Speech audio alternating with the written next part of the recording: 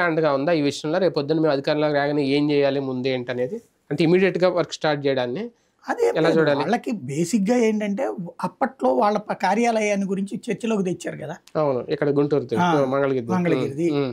అందుకోసం అదీనును చంద్రబాబు గారి ఇంటిని గురించి చర్చకి తెచ్చారు గదా! హ్మ్. అందుకోసం ఇప్పుడు వీళ్ళు అట్టాంటోళ్ళే అని చెప్పడం. హుహు. హ్మ్. ఇది దొందే హ్మ్. ప్రాక్టికల్‌గా. హ్మ్. ఇప్పటికీ చంద్రబాబు గారు ఉన్నటువంటిది అది కరకట్ట వెనకాల యాజ్ పర్ చట్టం అయితే గనక ఉండడానికి వీల్లేదు. హ్మ్. పర్మనెంట్ స్ట్రక్చర్స్ అక్కడ ఉండడానికి వీల్లేదు. హ్మ్. అవును.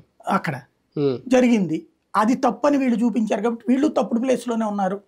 హ్మ్. తప్పుడు పనే చేశారని చెప్పారు. హ్మ్. గుడ్. ఇది కూల్చారు. మరి హ్మ్.